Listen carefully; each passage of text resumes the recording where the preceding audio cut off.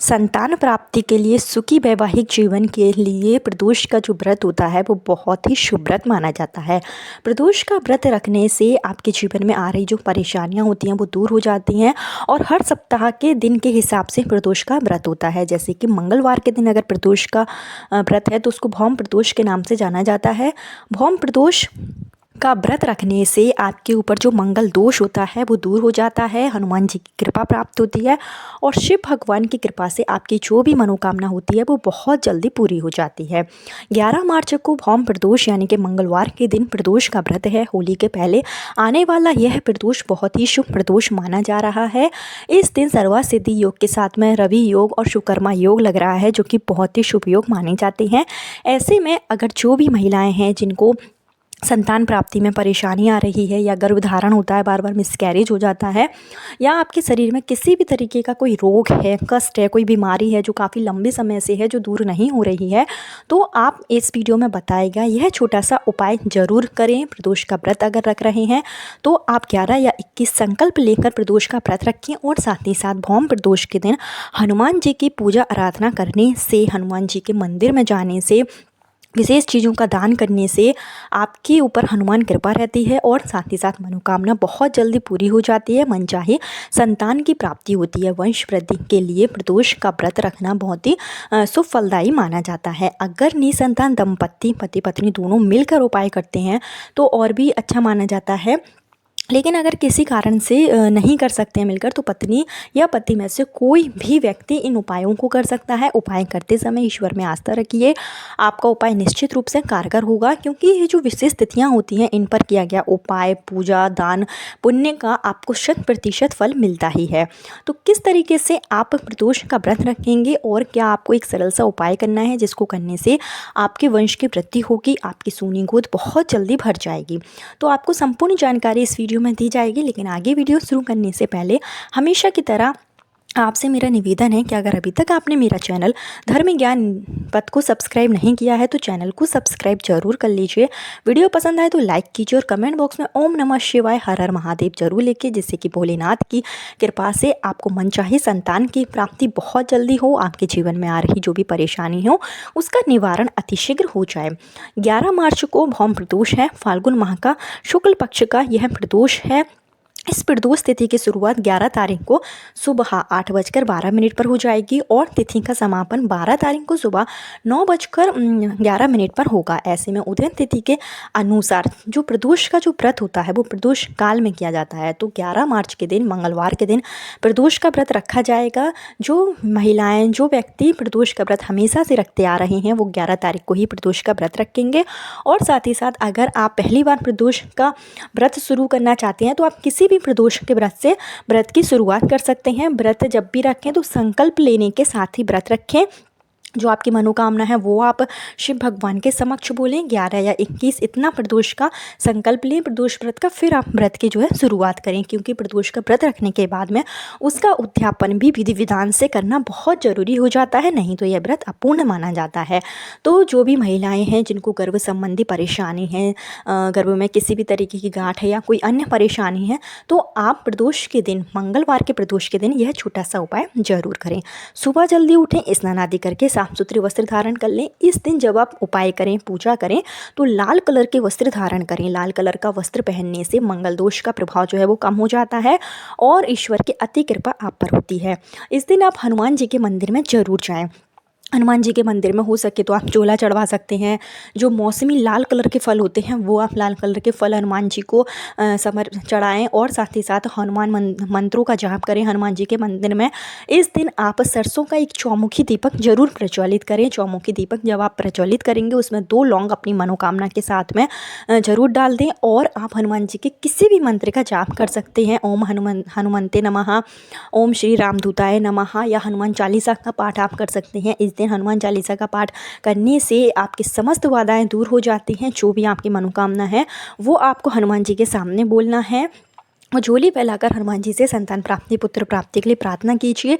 हनुमान जी की इस दिन पूजा आराधना करने से आपकी जो मनोकामना होती है वो अति शीघ्र पूरी हो जाती है, साथ ही साथ जो मंगल दोष होता है वो दूर हो जाता है। और हनुमान जी की जब आप पूजा अर्चना करें तो इस दिन आप लाल कलर के फूल हनुमान जी को जरूर चढ़ाएं। जो बरगद का पेड़ होता है उस पर आप प्रत्येक पत्ते पर राम लिख कर 11 या 21 जो बरगद के पत्ते की माला होती है वो आप हनुमान जी को इस दिन चढ़ा सकते हैं। कई चीज़ें होती हैं जो आप इस दिन हनुमान जी को अगर पूजा के दौरान चढ़ाते हैं तो आपको विशेष फल की प्राप्ति अतिशीघ्र हो जाती है। इसके साथ ही अगर आप व्रत रख रहे हैं तो सुबह ही आप अपने घर के पूजा स्थल में शिव भगवान के सामने व्रत का संकल्प जरूर ले लें।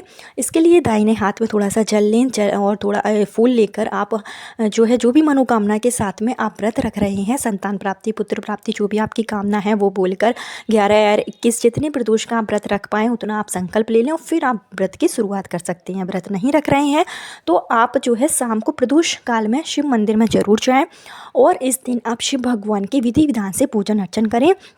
संतान प्राप्ति पुत्र प्राप्ति के लिए इस दिन शिवलिंग पर आप केसर मिश्रित दूध से अभिषेक जरूर करें, गंगा जल से अभिषेक करें और एक धतूरे का फल धतूरा आपको जरूर चढ़ाना है। धतूरा चढ़ाने से वंश की वृद्धि होती है, संतान प्राप्ति में आ रही परेशानी दूर होती है। संतान के जीवन में अगर कोई कष्ट है तो उसके निवारण के लिए भी एक धतूरा आप प्रदोष के दिन शिवलिंग पर जरूर अर्पित करें। और इसके साथ ही आपको जो विशेष उपाय करना है वो आपको करना है कि अगर मान चलिए आपका कोख बंधन है, आपको ऐसा लगता है कि किसी ने कोख बंधन कर रखा है, गर्भ धारण नहीं होता है और आप शारीरिक दृष्टि से भी स्वस्थ हैं, कोई ऐसी परेशानी नहीं है, उसके बावजूद भी अगर गर्भ नहीं रुकता है, गर्भधारण नहीं हो रहा है, इसके लिए आटे का एक दीपक बनाएं और उस दीपक में सरसों के तेल का आपको प्रयोग करना है। थोड़ी आपको काली राई लेनी है, काली जो सरसों आती है राई वो आपको लेना है। और जो भी महिलाओं को गर्भ संबंधी परेशानियां को बंधन कर रखा है किसी ने, तो आपको अपने सर के ऊपर से ये 7 बार जो है क्लॉकवाइज डायरेक्शन में फेरना है और इसको आपको उसी दीपक में डाल देना है और यह दीपक आपको शिव मंदिर में ले जाकर प्रज्वलित कर देना है। ऐसा करने से किसी भी तरीके की कोई बाधा होती है, कोई दोष होता है आपके ऊपर, तो वो दोष दूर हो जाता है। और साथ ही साथ इस दिन आप शिव भगवान की विधिवत पूजन अर्चन करें, मंत्रों का जाप करें और जो चौमुखी दीपक है वो शिव मंदिर में जरूर प्रज्वलित करें। ऐसा करने से जो है मंगल दोष तो कम होता ही है, साथ ही साथ जो कोख बंधन है या नज़र दोष है, किसी ने कुछ किया धरा है तो यह भी समाप्त हो जाता है। तो इस उपाय को आप भौम प्रदोष यानी मंगलवार के दिन 11 मार्च को जरूर कर लें। शाम के समय प्रदोष काल में करना है। प्रदोष काल का समय 6 बजे से 8 बजे के बीच का समय होगा, तो इस समय पर आपको जो है उपाय करना है। और इसके साथ ही माँ पार्वती को 16 श्रृंगार की चीज़ें इस दिन जरूर अर्पित करें। थोड़ा सा सिंदूर माँ पार्वती को इस दिन आप जरूर चढ़ाएँ। और सुहागन महिलाएँ हैं, सिंदूर चढ़ाने के बाद में थोड़ा सिंदूर अपने माथे पर जरूर लगा लें। ऐसा करने से अखंड सौभाग्य की प्राप्ति होती है। माँ भगवती माँ पार्वती की कृपा से संतान प्राप्ति का सुख आपको निश्चित रूप से प्राप्त होगा। और एक और आप उपाय कर सकते हैं जो कि आपको भौम प्रदोष के दिन ही करना है। अगर आपको लगता है कि किसी ने जैसे कि आपके घर में कुछ बांध रखा है, कुछ घर में या कोई कमरे में आपको ऐसा लगता है कि किसी नेगेटिव एनर्जी है या कोई अन्य परेशानी है, आपको ऐसा महसूस होता है, तो आपको थोड़ी सी उड़द की दाल ले लेना है और उड़द की दाल आपको अपनी हथेली में रखकर प्रत्येक कमरे में प्रत्येक घर में अच्छे से घुमा दीजिए और एक चौमुखी दीपक तैयार करें जिसमें आपको थोड़ा तिल का तेल और थोड़ा सरसों का तेल मिश्रित करके मिलाना है। और किसी भी शिव मंदिर में जाएँ, जो आप उड़द की दाल ले गए थे उसको आप शिवलिंग के ऊपर 7 बार अच्छे से फेर दें। नमः शिवाय, ओम नमः शिवाय का जाप करें और इसको आपको वह थोड़ी सी जो आपने उड़द की दाल जो है फेरी है वो आपको वहीं शिवलिंग के पास में रख देना है और चौमुखी दीपक उसी उड़द की दाल के ऊपर आपको जो है प्रज्वलित करना है। जब आप प्रज्वलित करेंगे तो आप संतान प्राप्ति पुत्र प्राप्ति की कामना करेंगे। जो भी आपकी मनोकामना है, जीवन के कष्ट दुख दूर करने के लिए भोलेनाथ के समक्ष बैठकर प्रार्थना करें।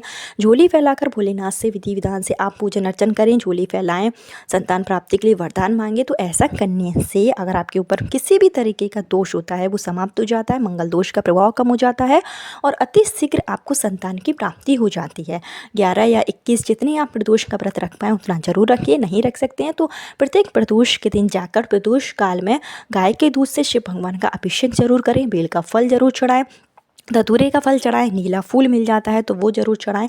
ऐसा करने से आपको ईश्वर की अति कृपा प्राप्त होगी। भोलेनाथ की कृपा से आपकी शून्य गोद बहुत जल्दी भर जाएगी। तो ये छोटे छोटे उपाय थे जिसको कि अगर आप भौम प्रदोष यानी कि किसी भी मंगलवार के दिन अगर प्रदोष पड़ता है तो उस दिन कर लेते हैं तो आपके जीवन की समस्त बाधाएं दूर हो जाती हैं। संतान संबंधी जो भी परेशानियाँ वो दूर हो जाती है। पुत्र प्राप्ति की कामना है तो वो भी निश्चित रूप से पूरी होती है, क्योंकि जो प्रदोष का व्रत होता है वो वर्ष वृद्धि के लिए, सुखी वैवाहिक जीवन के लिए रखा जाता है।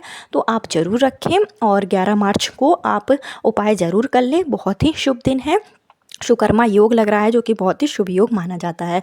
तो इस बीच में आप उपाय करें, आपकी मनोकामना अति शीघ्र पूरी होगी। कल फिर मिलती हूँ नए वीडियो नए उपाय के साथ। जब तक के लिए हर हर महादेव, ओम नमः शिवाय।